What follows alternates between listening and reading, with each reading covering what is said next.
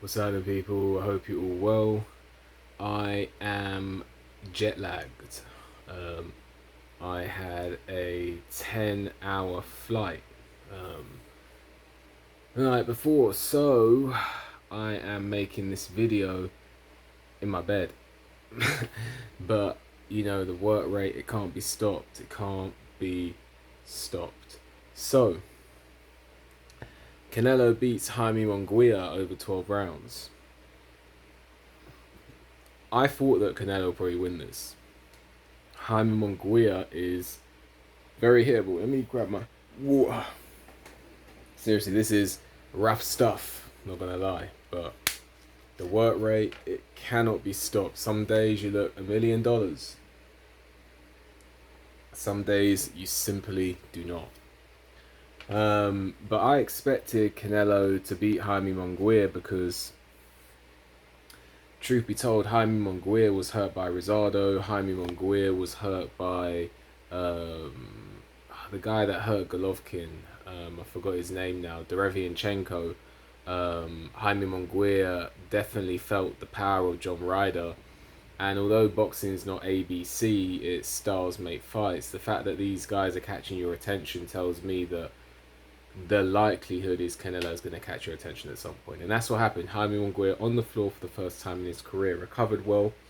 And I just felt that Jaime Munguia, his lapses in defense, his natural lapses in defense, his lack of one punch knockout power. I'm sure Jaime Munguia is more about like the volume. So every punch has a bit of power in it, but there's no punch that is like knockout one punch knockout esque. So if you were translating that into like the heavyweight division, you would think a la Joe Joyce or Mayan Bakoli. Every punch has heavy force behind it, but there's no knockout blow. Whereas you get some fighters who like that, they favor the quantity and they kind of bludgeon you into submission. Whereas you got other fighters like Canelo, who he doesn't throw much, but what he throws will catch your attention and could knock you out. Same, for other fighters such as Zhili Zhang in the heavyweight division. He doesn't throw a lot of punches, does he? But the ones he throws, you don't want to be catching those. So Jaime Munguia doesn't have the most power. So he was hitting Canelo with these punches, but they lack the punch quality of a fighter such as Canelo. So that was Jaime Munguia's problem, and he didn't have the power to hurt Canelo, and that really was the problem. So, he got almost old man in there a little bit. He got not taken to school, but he definitely was. He definitely came up short. He definitely looked. You could tell the difference in quality and ring generalship and fight pacing and, truth be told, just experience.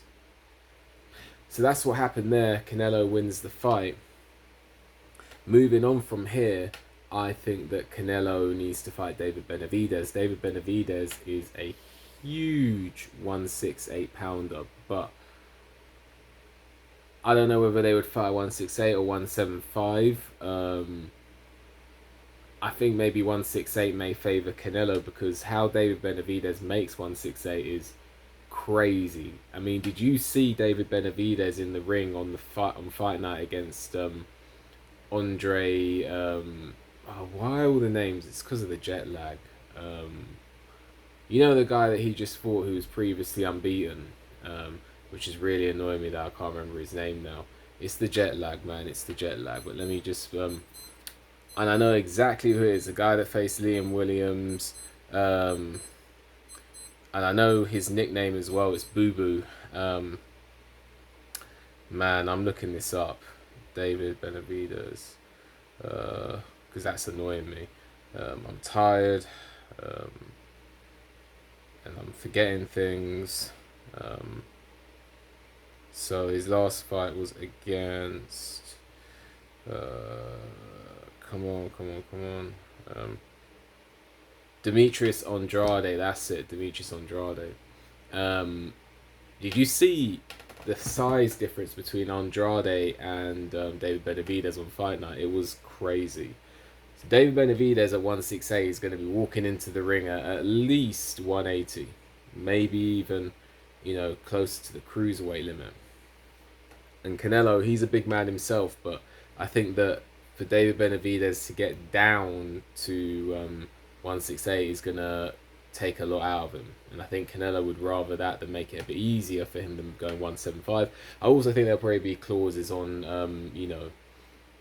dehydration clauses, but that's if the fight gets over the line. I think Canelo is very reluctant to take that fight. I think Canelo is not scared of the man, but knows, he knows his boxing. He knows it's about marketability, it's about legacy, and if your market value can significantly decrease if you take a loss, and especially when you're older, taking a loss is more damaging because the chances of you improving as you get older is not impossible, but it decreases. Anyway, what do you people make of the fight? What do you guys make of the fight? Let me know. I'm going to try and have a little bit of rest now after a 10-hour flight. So let me know what you think. Like the video, subscribe to the channel, leave a comment, hit the notification bell so you get a notification when I make a new video. If you appreciate my work and want to leave a donation, there's a link for that in the description. And with that, enjoy the rest of your day. See you on the next one.